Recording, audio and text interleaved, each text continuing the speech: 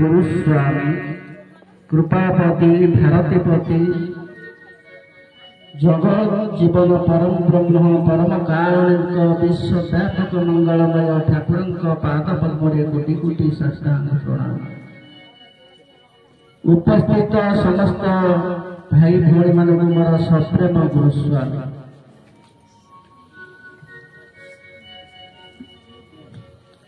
बाणी सिद्धि विदाय जय माँ भगवती विदे पाशंकुश ठेट कृपाण शणित खर्ब करे सगे शिशु शशि धारिणी दुरीत निवारिणी दुस्तर संस्कृति मध्य मातंगिता संकट मनोहर दनुज दलिनी आरभ्ये विगत वर्षनावलित रसना कथित बद्ध कराली समधिक चंद्राकर धृत मुंडा खंडित चंद्र कपाली माइपे रति पेर परप संवासित विपुधारी पुरहर हृदय विकच भ्रमति भ्रमरे सतनाम प्रवक्ष्यामि शुण श्लोकमणानेक सतसागमात्रेण दुर्गापीता भवति सती सती स्वादे भवपीता भवानी भवमचिनी आज दुर्गा जाति नेत्रा सुधारिणी पिनाकधारिणी चित्रा चंद्र घंटा महादोपा मन बुद्धि अहंकार चित्र रूपा चिताचिदी सर्वमंत्रमयी सत्या सत्यानंद स्वरूपिणी अनंत भागिनी भाव्यं भव्या भव्या सदागति शांभवी देवमाता च चिंता रत्न प्रिय सदा सर्व विद्या दक्ष कन्या दक्ष जग विनाशिनी अपन्नाने च बन्ना च पटला पटलावती पटंबर परिध्यान करणंजरी रंजनी अमय विक्रमाकुरा सुंदरी सुर सुंदरी वन दुर्गा च मातंगी मातंग मुनि पूजिता ब्राह्मी महेश्वरी चंद्रे कुमारी वैष्णवी तथा चामुंडाश्च वरवराही लक्ष्मीश्च पुरुषाकृति भीमराकार्षणी ज्ञानंत्री नेत्रा च रुधिता बहुल बहुला प्रेमं सर्ववाहन वाहना निशुम्भ शुम्भ हंतिनी महिषासुरमर्दिनी मधुकैटभ हंति च चंद्रमुंड विनाशिनी सर्वशूर विनाश च सर्वदानव घातिनी सर्वशास्त्रमयी सत्यांग सर्वास्त्र धारिणी तथा अनेक शस्त्रास्त्र अनेक वस्त्र धारिणी कुमारी च प्रकन्या च कैशोरी युवती गाती अपना च प्रपुणा च दुधमाता प्रदा मोहमयी नित्य केशी घोर रूपा महाबला अग्निजलामुखी कालरात्रि तपस्वी नारायणी भद्रा काली विष्णु माया गौरी शिवांकृति कराली च अनंता परमेश्वरी कात्यायनी च सावित्री प्रत्यक्ष ब्रह्मवादिनी जय जगन्नाथ परम धाम सर्वमंगल जगन्नाथ नाम जय जगन्नाथ परम धाम सर्वमंगल जगन्नाथ नाम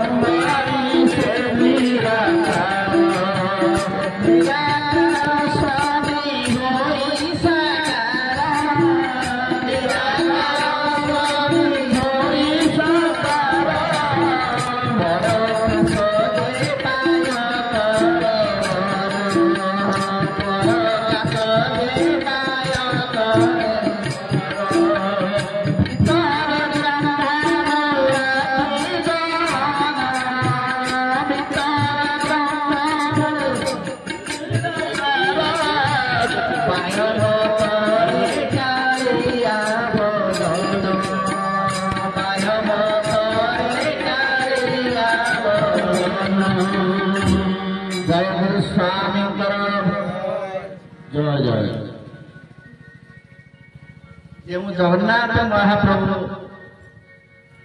गुरुस्वामी नाम नामित होई मांगारे जन्म ग्रहण कले महापुरुष औषधर गोटे पद मात्र आपण कहबी कारण मोर बड़ भाई अच्छा प्रफुल्ल भाई प्रवचन देवे मु तो एते दामिकिया प्रवचक नुहे हरिजन घरे चका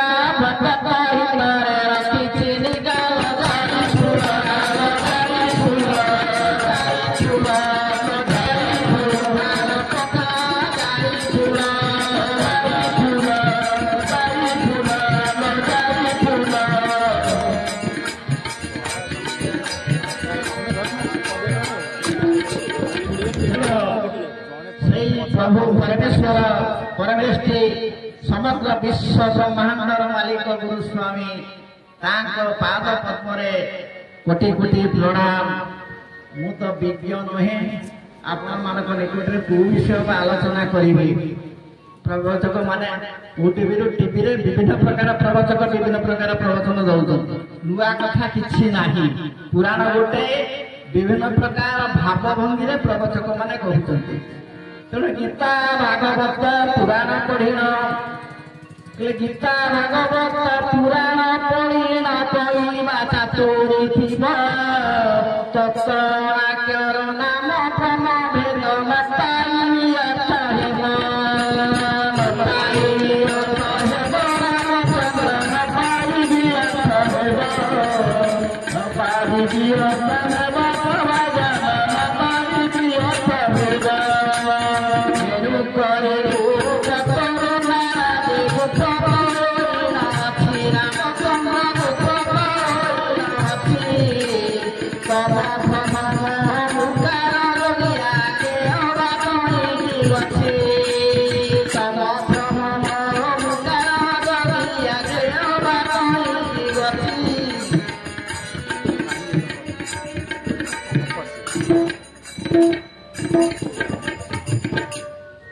यदि परे आउले अबागरी बाबा परेशान सामर तुकाराम चंद्र आगे करे बाबा तुषार सामर तुकाराम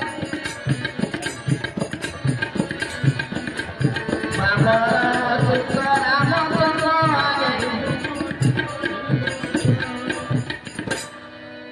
गुरु ग्रहण कले ये तत्व ब्रह्म ज्ञान प्राप्त हो पार ना ब्रह्म ज्ञान गोटे मुद्रार गोटे पाश भक्ति आउ गोटे पाश ज्ञान गोटे पाश आ भक्ति गोटे पाश भक्ति नथिले ज्ञान थाई किछि लाभ नाही ज्ञान थिले भक्ति नथाई किछि लाभ तेणु भक्ति गोटे जिनिस स्वतंत्र भक्ति जा मनरे भाव सृष्टि हम भाव निकटरे शौच अशौच क्रिया किछि कारण नहीं कि बारण नहीं महापुरुष अच्युत कहले कहले तत्व करी तते कहले कुमार साधना विचार तत्व करी तते कहले कुमार सदागुरु से श्री कृष्ण नाम निरंतर उच्चार सदागुरु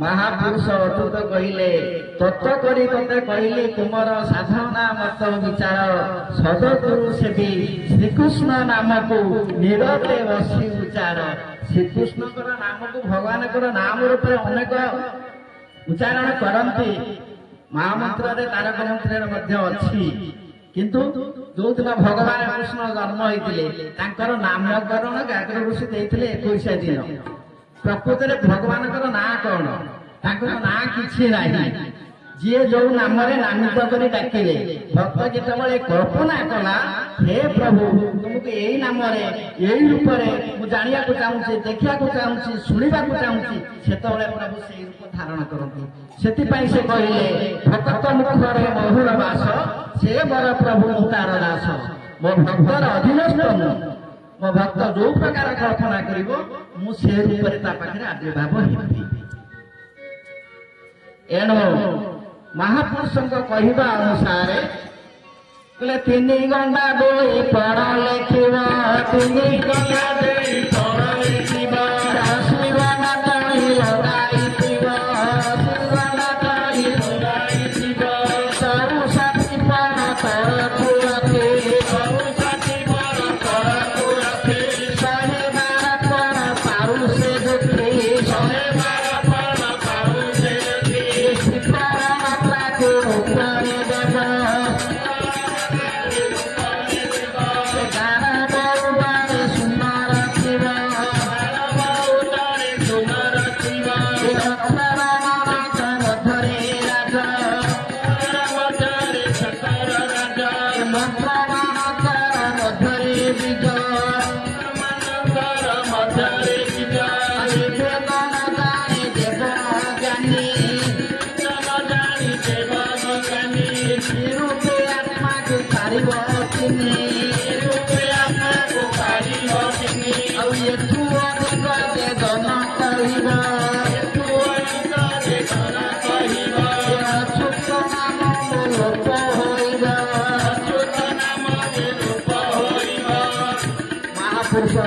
लेखा चरम शास्त्र प्रभु प्रमाणित करती सबु समय प्रभुंकर प्रमाण महापुरुष अच्युत माध्यम से प्रत्येक चरम शास्त्र ठाकुर अच्युत लेखनी व्याख्या करती तेणु महापुरुष ठाकुर विषय अनेक कथा कहते से सब कथा मोर प्रिय भाई आज सागर मो परिचित हेली प्रफुल्ल भाई आगुरी के दी भाई देखा साक्षात हेनु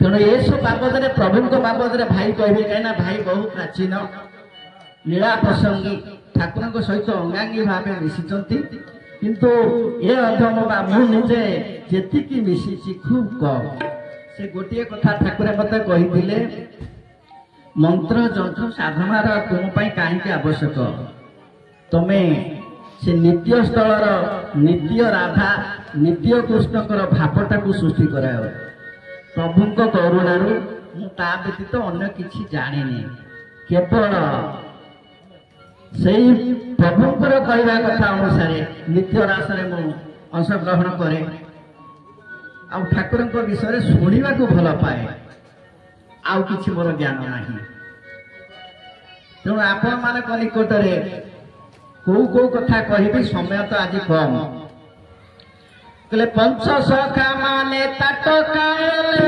देखिए करुणा सारा चंद्र देखिए ঠাকুর পুজিবা বিয়ন্ত মকরণী জনম আশা ঠাকুর পুজিবা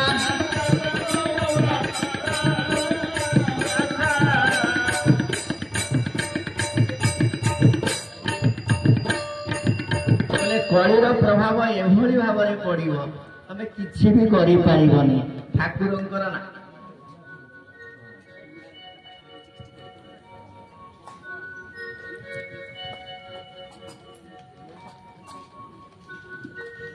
ଶିଶୁଅନନ୍ତଙ୍କ ଲେଖାରୁ ନାମର ମହିମା ଏବେ ଶୁଣ ହୋନି କର ଏବେ ଶୁଣ ହୋନି କର ବେଦ ବେଦାନ୍ତରେ ନାମ ଅଟଇଛି ସାର ବେଦ ବେଦାନ୍ତରେ ନାମ ଅଟଇଛି ସାର ବେଦ ବେଦାନ୍ତରେ ସେ ଅଟଇଛି ସାର ଉପରେ କଣାହି ନାମ ଅଟେ ନିରାକାର ଆରେ ବାବୁ ଅଟେ ନିରାକାର ଅଣାକ୍ଷର ଠାରୁ ଜନମିଲେ କାକ୍ଷର ଅଣାକ୍ଷର ଠାରୁ ଜନମିଲେ କାକ୍ଷର ଅଣାକ୍ଷର ଜନ୍ମିଲେ ଜନ୍ମ ଏକାକ୍ଷର ଓଙ୍କାର ମଧ୍ୟରୁ ତ୍ରୟ ତତ୍ତ୍ୱ ମିଳେ ତ୍ରୟ ତତ୍ତ୍ୱ ମିଳେ ହ୍ରୀଂ ଶ୍ରୀଂ କ୍ଲିଂ ତ୍ରୟ ନିଗମନାୟ ହ୍ରୀଂ ଶ୍ରୀଂ କ୍ଲିଂ ତ୍ରୟ ନିଗମନାୟ ହ୍ରୀଂ ଶ୍ରୀଂ କ୍ଲିଂ ଜୟ ତତ୍ତ୍ୱ ବୋଲାଇଲେ क्लीं हरे श्रीं राम क्लीं कृष्ण कही अरे मन क्लीं कृष्ण कही यही प्रगत नाम विषय पाई यही प्रगत नाम विषय पाई अरे मन विषय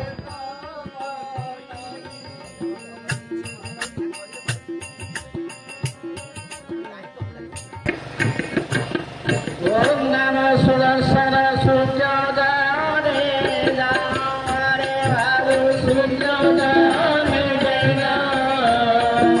फिर हरे बड़ा भद्र मेरी माँ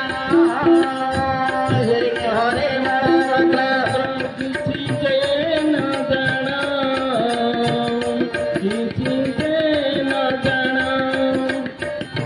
श्री राम नाम सुभद्रिका पंक्ति सुभद्रिका पंक्ति श्री कृष्ण जगन्नाथ श्री कृष्ण जगन्नाथ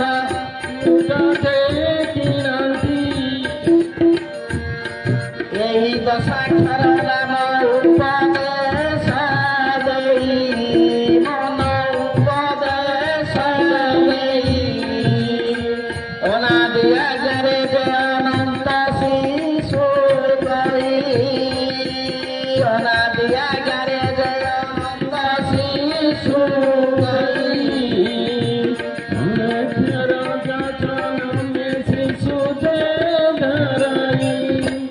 मनोबोध 34 गोटे पद आपण मान पाखे कहूँ केवल गुरुवाद कथा नहीं बोले गुरु गोविंद नाम ए तुंडे नो गुरु गोविंद नाम ए तुंडे नारे मोर जीन नित्य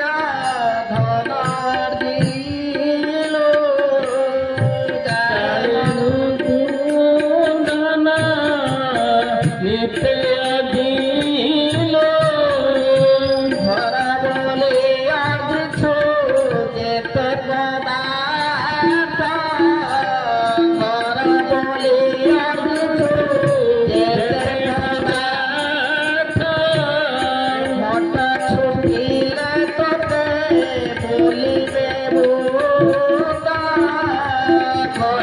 छुटिले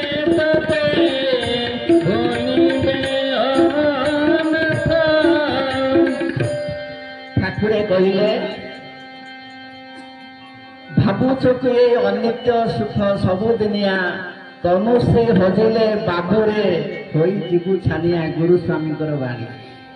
ତେଣୁ ମନୋଭୋଗ 34ରେ ଭକ୍ତଚରଣ ଦାସ କହିଲେ ଗୁରୁ ଗ୍ରହଣ ନ କରି ଧନ ଅର୍ଜନ କରି ରାତି ଦିନ ସବୁ ସମୟରେ ଧନ ଅର୍ଜନ କରିବା ମୋହରେ ପଡ଼ି ଯେତେ ପରିଶ୍ରମ କଲେ ଏସବୁ କ'ଣ ଧର୍ମ କାର୍ଯ୍ୟରେ ସାହାଯ୍ୟ କରିବ? କିଛି ଲାଭ ନାହିଁ। ମହୁମାଛି ମହୁ ସଂଗ୍ରହ କରି ରଖିଲା ଭଳି ଯେତେବେଳେ ଅନ୍ୟମାନେ ମହୁ ଖାଇବେ ସେତେବେଳେ ଅଗ୍ନିହୁଳା ଦେଇକିରି ମହୁମାଛିକି ଉଡ଼େଇ ଦେବେ। ଇଏ ଶରୀର ସେଇ ପ୍ରକାର। ତେଣୁ ଏ ଶରୀରରେ ଯେତେ ଦିନ ପର୍ଯ୍ୟନ୍ତ ଅଛି ସଂସାର କର୍ମ କର। ପ୍ରଭୁଙ୍କ କହିବା କଥା ଅନୁସାରେ ଗୃହ କର୍ମ କରି ପାର୍ଥ ବିହିତ କର୍ମ କରି ଏ ଦୁଇ କର୍ମକୁ ବାବୁ କେହି ନୁହେଁ ସରି। ସଂସାର ଭିତରେ ରହି ପ୍ରଭୁଙ୍କର କାର୍ଯ୍ୟ କର ବା ଗୁରୁଙ୍କର କାର୍ଯ୍ୟ କର। ତେଣୁ ଅନେକ ଲୋକ କୁହନ୍ତି ଜାତି ଅଣାରେ ଗୁରୁ। ଯଦି ଗୋଟେ ହରିଜନ ଶିକ୍ଷକ ଥିବ ଅନ୍ୟ ବ୍ରାହ୍ମଣ ପିଲା ସେ ସ୍କୁଲକୁ ପଢିବାକୁ ଯିବନି। କହ ନାହିଁ ସେ ହରିଜନ ଲୋକ ତାଙ୍କ ପାଠ ମୁଁ ପଢିବିନି। ଜ୍ଞାନ ଯାହା ପାଖରେ ଅଛି, ଆତ୍ମଜ୍ଞାନ ଯୋଉମାନଙ୍କ ନିକଟରେ ଅଛି ଗୁରୁ ପଦବାଚ୍ୟ। ଏ ତ ସ୍ୱୟଂ ଗୁରୁଙ୍କର ଗୁରୁ। ଗୋଟିଏ କଥା ପଞ୍ଚସଖା ଅଢଙ୍ଗ ଯଶୋଦାସଙ୍କର ଲେଖା ବହି ନାଁ ହଉଛି ଟୀକା ଗୋବିନ୍ଦ ଚନ୍ଦ୍ର।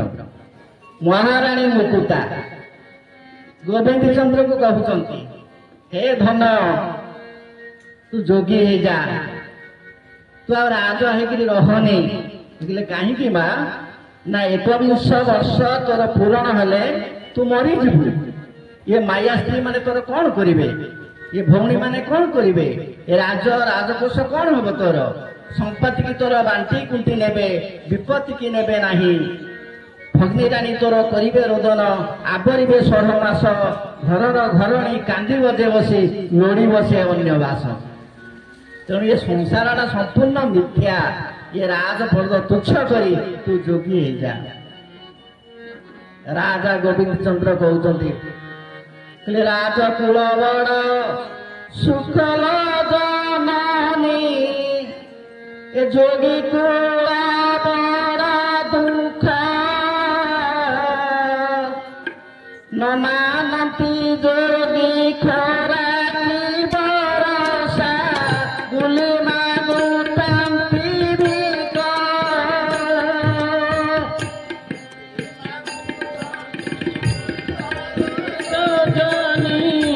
ଗୁଲି ମାଗୁଛନ୍ତି ଭିକ,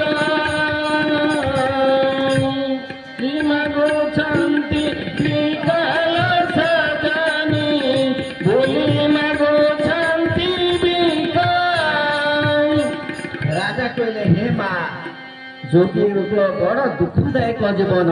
ମୁଁ ରାଜସୁଖ ପରିତ୍ୟାଗ କରି ଯୋଗୀ ହବା ପାଇଁ ମତେ କାହିଁକି କହୁଛୁ? ରାଣୀ ମୁକୁତା କହିଲେ ମୁଁ ସେ ଭିକ ମାଗି ପେଟ ପୋଷିବା ପାଇଁ ତୋତେ ଯୋଗୀ ହବା ପାଇଁ କହୁନି। ତୁ ଗୁରୁ ଗ୍ରହଣ କରିବୁ, ଯୋଗ ସାଧନା କରିବୁ, ଆତ୍ମଜ୍ଞାନ ଅର୍ଜନ କରିବୁ। ତୁ ବଞ୍ଚିବା ପାଇଁ ମୁଁ ତତେ କହୁଛି। ଯୋଉ ସାଧନାରେ ସିଦ୍ଧି ହେଲେ ତୁ ବଞ୍ଚିଯିବୁ, ସେଥିପାଇଁ ମୁଁ ତତେ ଯୋଗୀ ହବା ପାଇଁ କହୁଛି। କହିଲେ ପାଣି ଟୀକା ଗୋବିନ୍ଦ ଚନ୍ଦ୍ରରେ ଏଇ କଥା ପୁଣି ରାଜା ଗୋବିନ୍ଦ ଚନ୍ଦ୍ର କହୁଛନ୍ତି। କହିଲେ ମାତା ତୁ ନ ହେଲୁ ଚଣ୍ଡାଳୀ ହେଲୁ, ହେଲୁ ମୋ ପିଣ୍ଡାରୀ। ମାତା ତୁ ନ ହେଲୁ ଚଣ୍ଡାଳୀ ହେଲୁ, ହେଲୁ ମୋ ପିଣ୍ଡାରୀ। କରୁଲତା କାଟି ଗରିଲ ଜନନୀ, ଉପରେ ଛିଞ୍ଚିଲୁ ବାରି।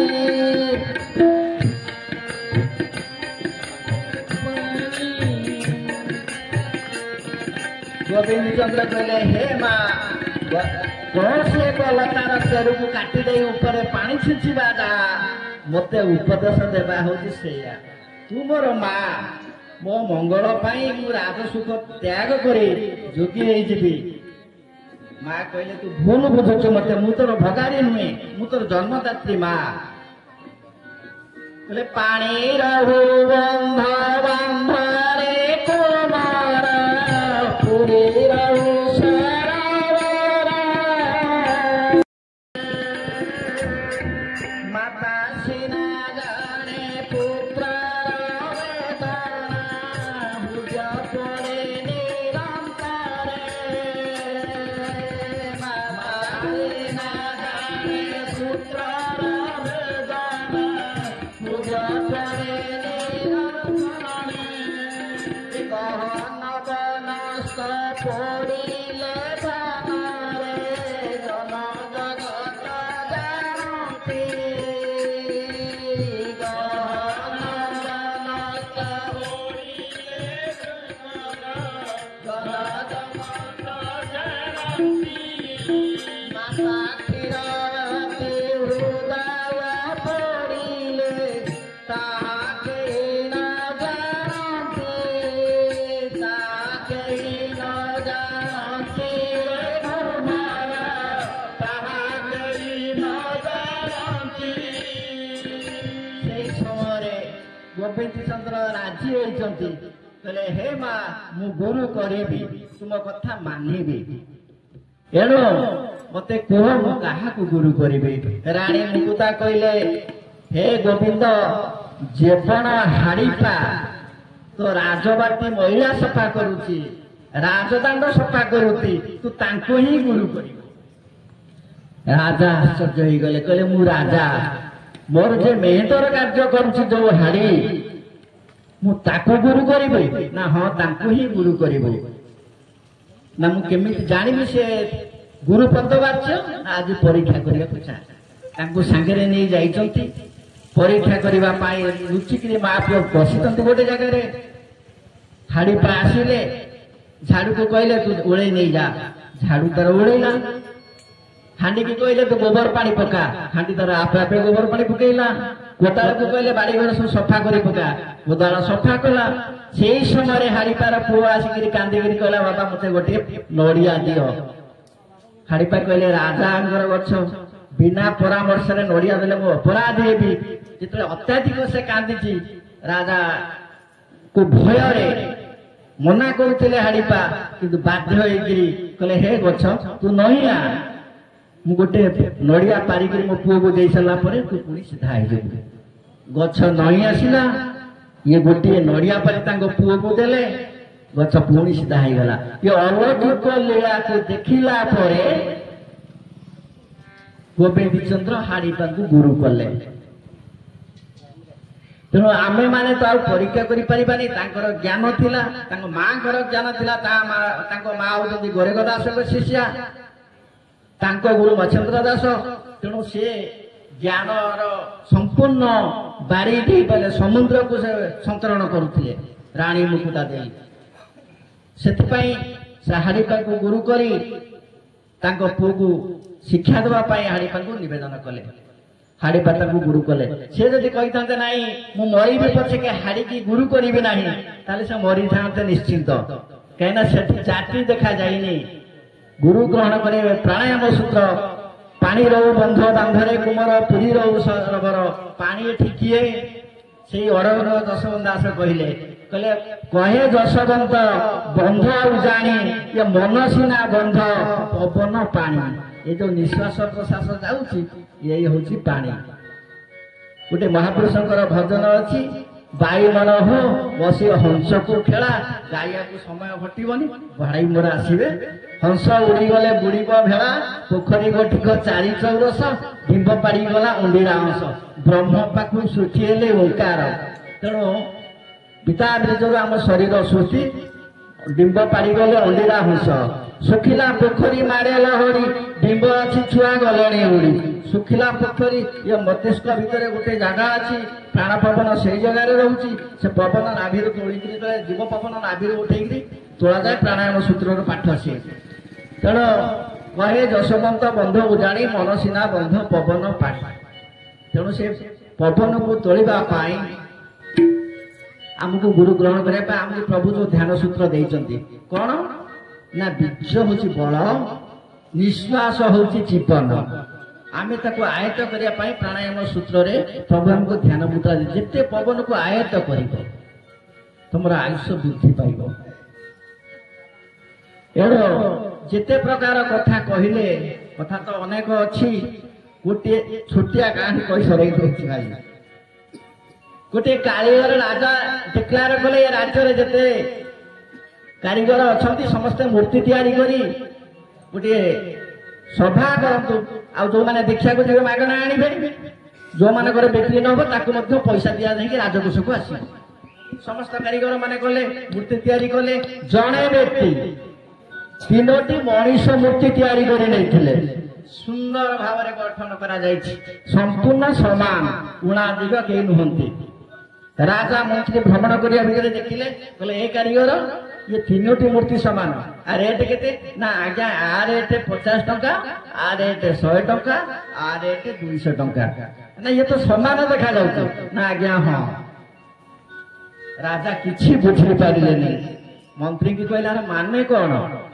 ना कारीगर बुद्धि परीक्षा करछि आज्ञा से कौन कले गोटे काठी आनिले सरू तार काठी गोटे मूर्तिर कानरे देले ता कानरे पशिला नहीं ता रेट हूँ 50 टंका आध्यात्मिक ब्रह्मज्ञान को जहा को जार आग्रह नहीं सी हूँ से मूर्ति रूपक मनीष आउ गोटे मूर्ति कान देले से एपट कान बसी तार सेपट कान बाहरी गला मंत्री कहले महाराज एभली लोक शुणिकी मुंडरे नरकी सब कथा गुड़ाक बाहर कर दिखती बुझापी जानापी चाहते आउ गोटे मूर्ति कान देले से मुंडरे पशिक पांखुड़ी तार रहीगला बाहरलानी राजा कहले ए मूर्तिटा क्यों ना यार रेट हूँ आज्ञा 200 टंका ये महत्व मूर्ति महत्व लोक जे विचारवंत कथा को शुणी ज्ञानी मान भल कथा शुणी परमशास्त्र कथा शुणी प्रभु कथा शुणी मन भर भावे मुंडे साइति रखे मनरे साइति रखे से ये मूर्ति आज्ञा ये आम समस्ते निजको निजे भाविले समस्ते समस्त को जानी पारिबा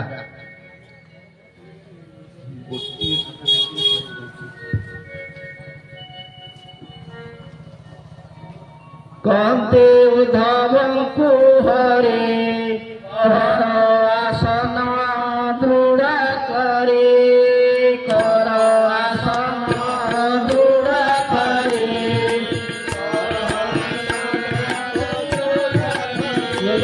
ठाकुर प्रश्न कहते उद्धव दर्शन कर सूत्र कहूँ समय ना मुझे सर्टकट खाली सर कहूँ आपन को अण अक्षरे मोर देही स्वभाव अदोष अटई मोर रूप नहीं मोर नाम नहीं मो नाम हूँ अनाम अनाम नाम जन्म हो अण अक्षर को अनाम कही नामटी अटई एका अक्षर गीता भागवत एक कथा सार कहले मोर नाम नहीं भक्त माने मो ना को देइछंती तबे उद्धव अण अक्षरे मोर दे स्वभाव अदोष अटई तेनिकी एक करियो ना तेबे देखिबु मो भावना तो भावना को जो रूप आस से देखिबु तेनिकी एका करियो कोन ना चक्षु नासा मुख को बंद कर एक लय त्रिपुट को चाहिए तू देखि पारिबु ए कथा कहले से देखिबार रूपटा केमितिला भाई मोर अनुरोध करछन्ती मात्र गोटिए पद खाई खाई करी मु स्थान जाय नेबी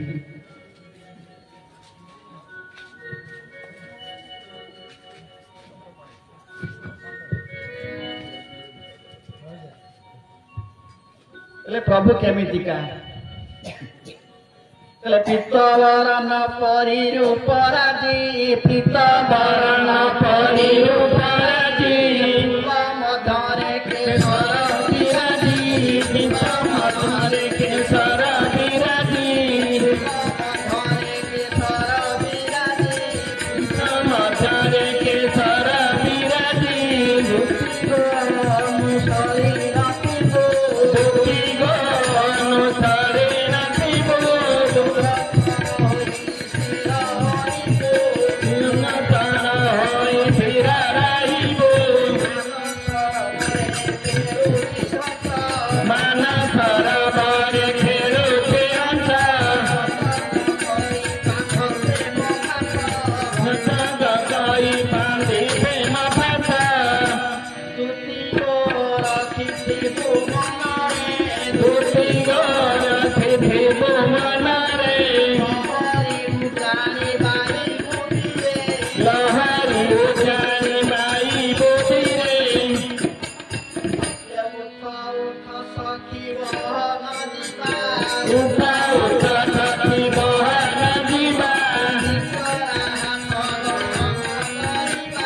ନିଜର ହାତ ଦର୍ଶନ କରିବା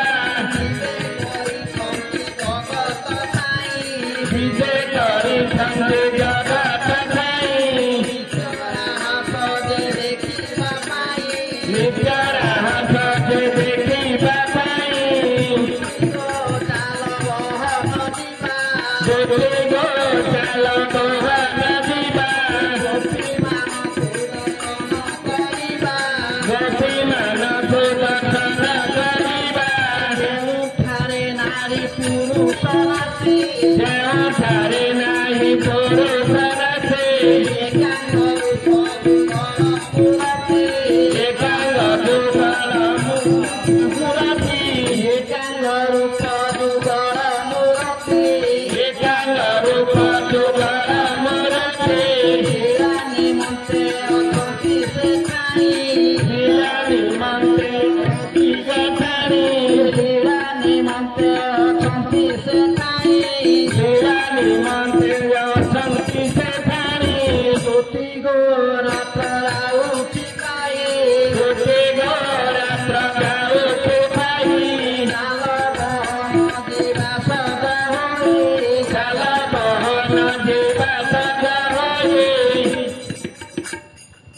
आज्ञा कहीकि गायिकी बुझाई समय ना आउ जड़े भाई समय अधिक हो जाऊँगी मुझे कही मोर कर्तव्य शेष करुच्ची भूल थे समस्त माने क्षमा करेंगे समस्त को सप्रेम गुरुस्वामी।